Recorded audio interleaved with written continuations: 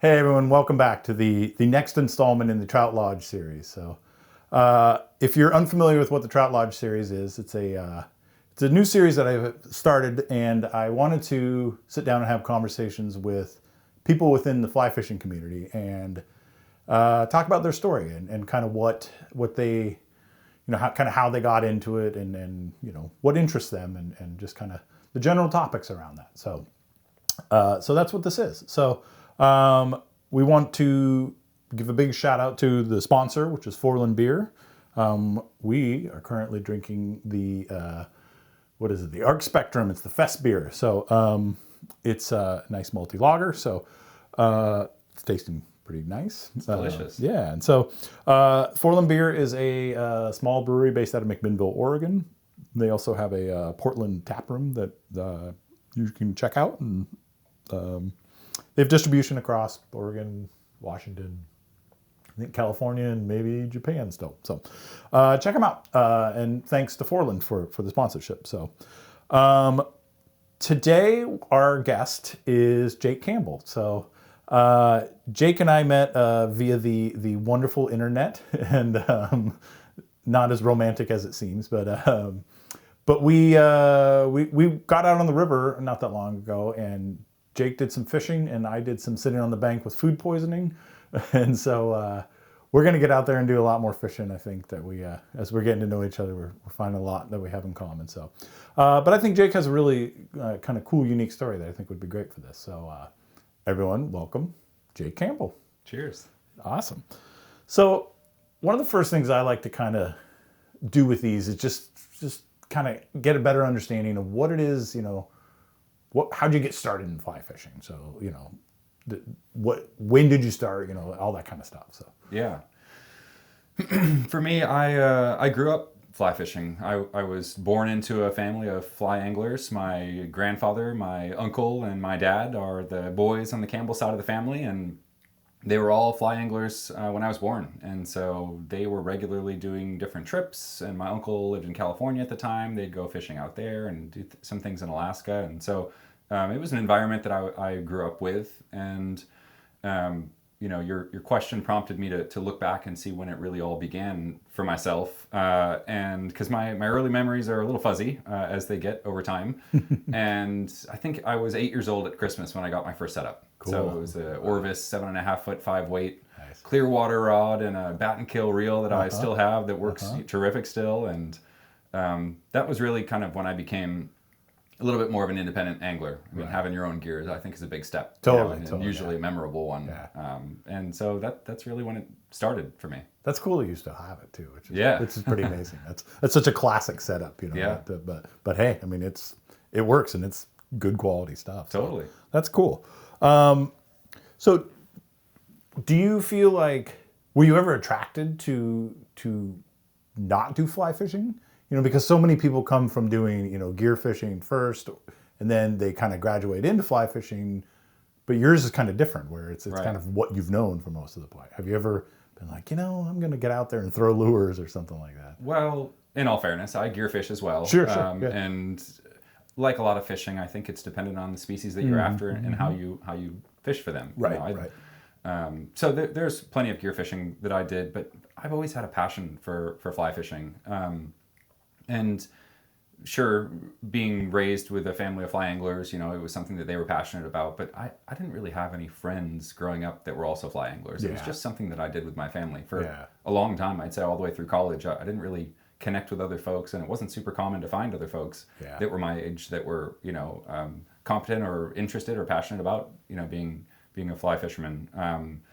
So there was definitely something about it that really attracted me to it. I think the exploration, the learning curve, you know, the excitement when you find the fish. There's a lot of things that made me stick with it and remain interested in it, which isn't always true for hobbies that you grow up with. Totally. And there's definitely a few books and different things.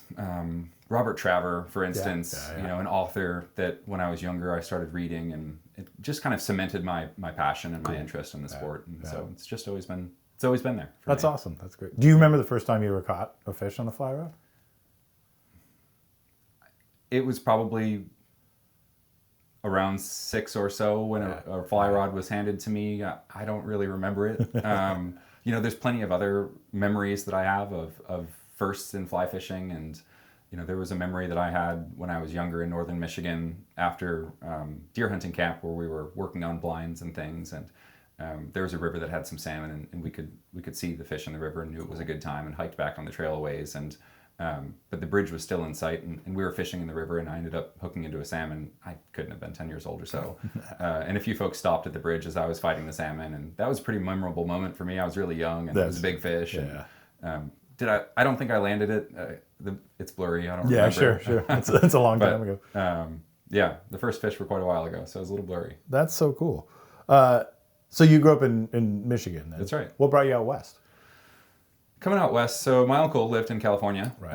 and so we'd go out. He had a place in near the North Fork of the Stanislaus, and so we'd go out for 2 weeks every summer over 4th of July since I can remember. And for the guys, it would be fishing every day. Right. You know, the girls would go off and they'd go to the pool, or they'd go shopping or different places, and for the guys, it was kind of like a fish camp. You know, we congregated for meals, and we were always there for breakfast and dinner, but typically lunch in the middle of the day, we kind of broke off and did our own things. And the guys would fish morning and evening every single day.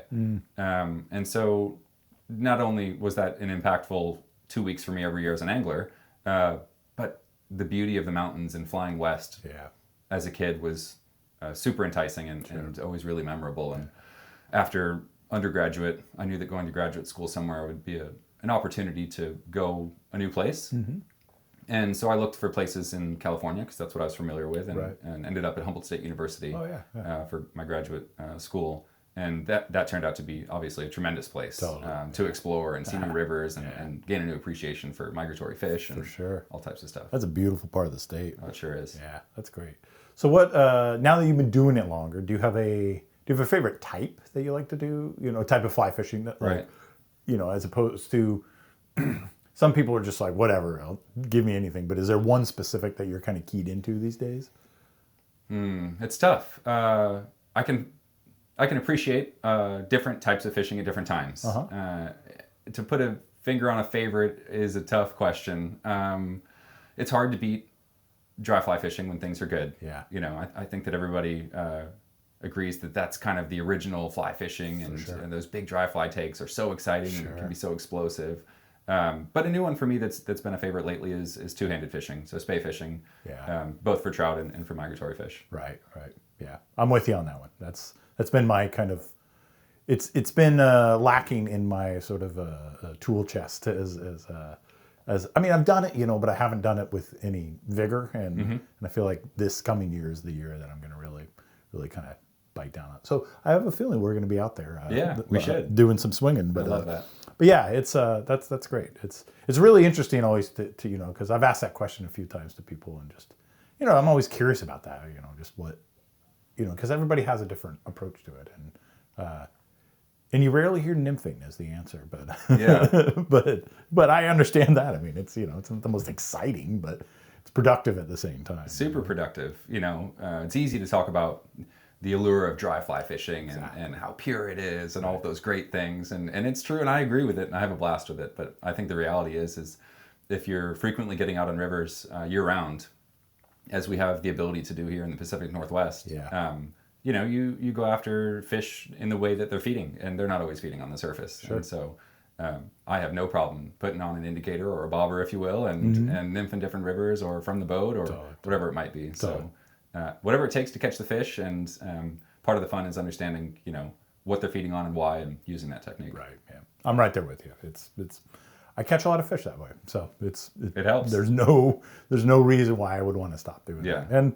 And I mean, I was thinking about this the other day too, is that, I do a decent amount of tying. I wouldn't call myself like an avid fly tyer, but well, I'm avid, but I'm not, expert level. But, I tie a lot of nymphs, and, they're a little easier to tie than some of the dry fly patterns, but also it's what's productive and what works well for me. So, Yeah. but it just got me thinking about that, about just nymphing in general, just kind of, I don't know, it's effective and it's rewarding too, I mean, there is something to be said for, the dry fly take is awesome, but similar to the swing, when you don't actually see it, and you have something big on, when that kind of leviathan from the deep comes up, and you're like, whoa, Right, and then you've got the biggest whitefish in the river. And oh wait, that's just me. which are plenty fun. I love. Yeah, no, whitefish. they are. They totally are. No, that's a good point.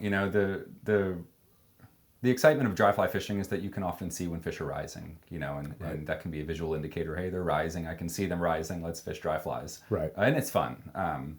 The gear's a little bit lighter. The cast can be a little prettier. When you have a Christmas tree of nymphs and you're dredging the bottom, it doesn't have the beauty in terms of telling the story. But but it can be definitely just as exciting. A first fish, it's a more recent story that I remember very well.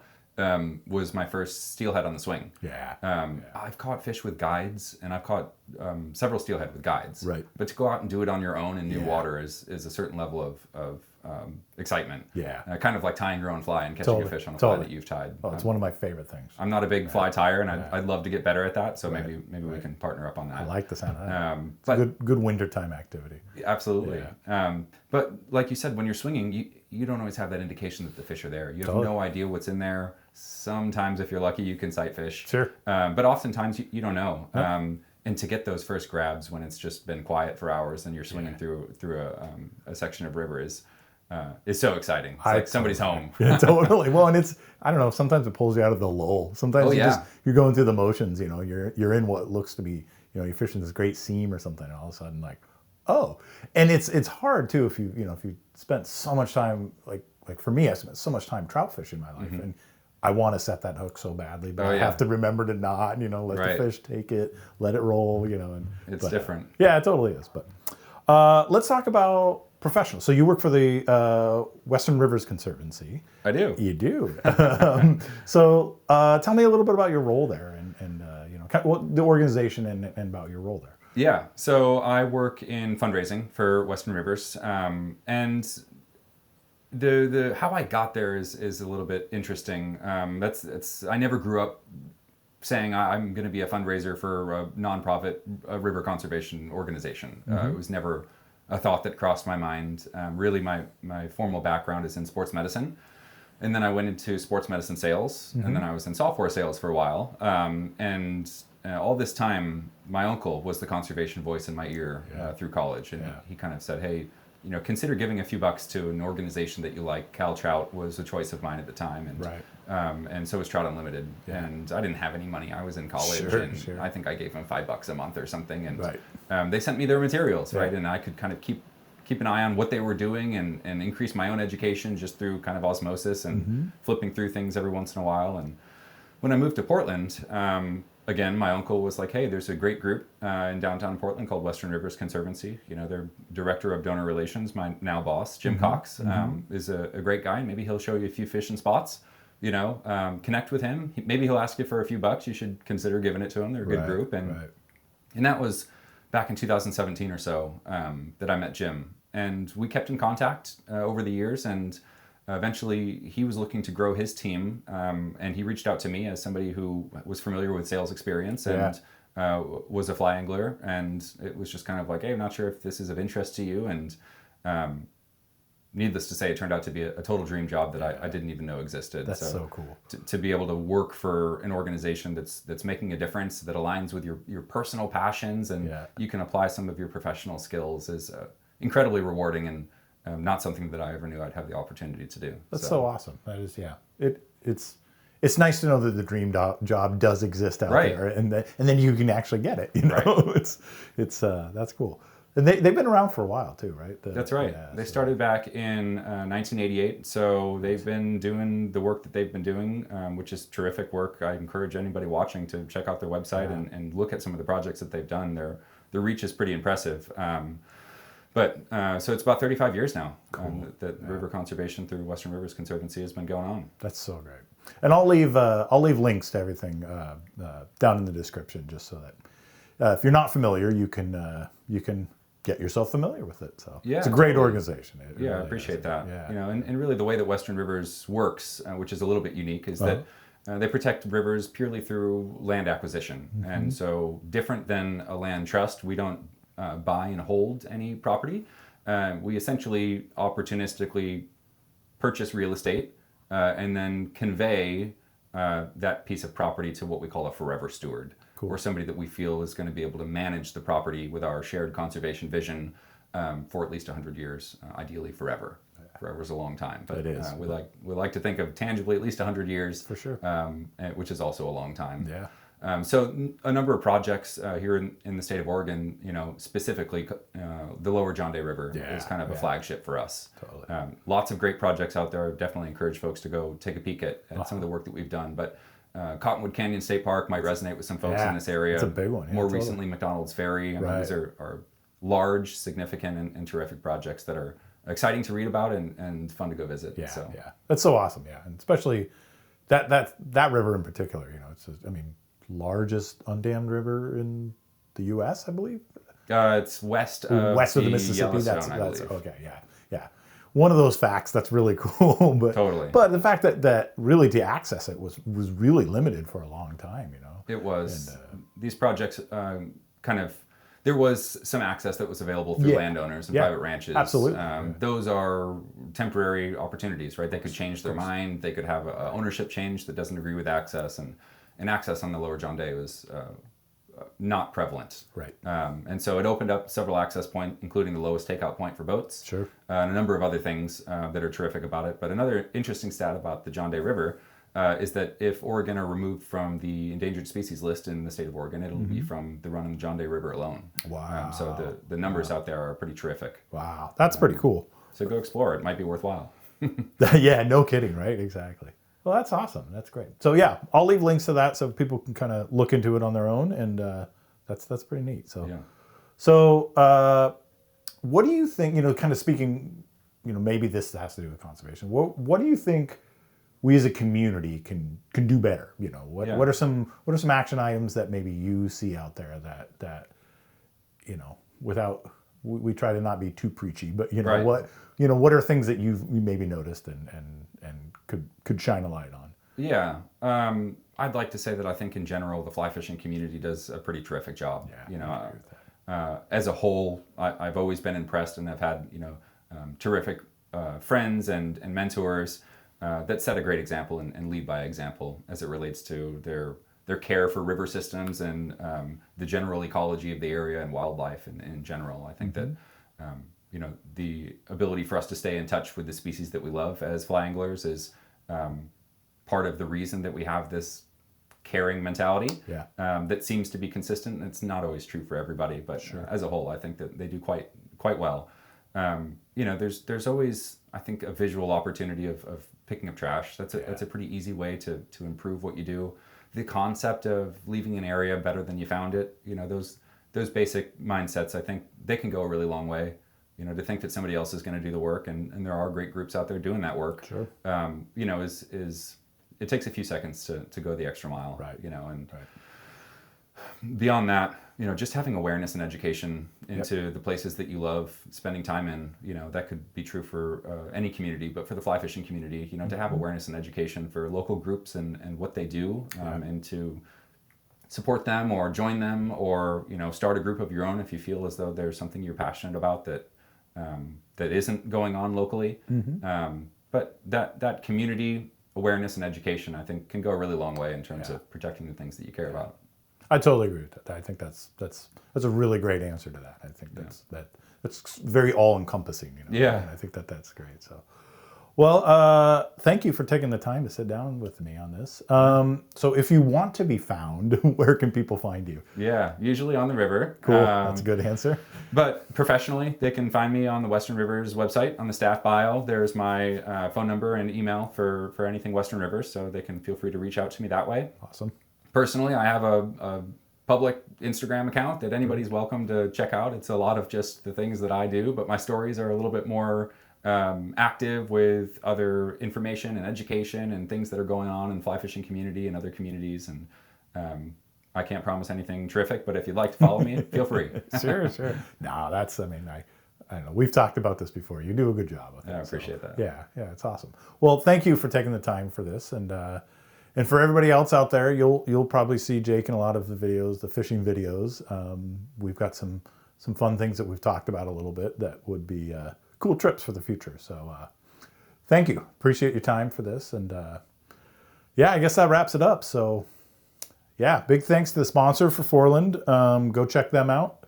Again, links, everything will be in the description. But yeah, we'll see you again next time. Thanks for coming along for the journey. Cheers.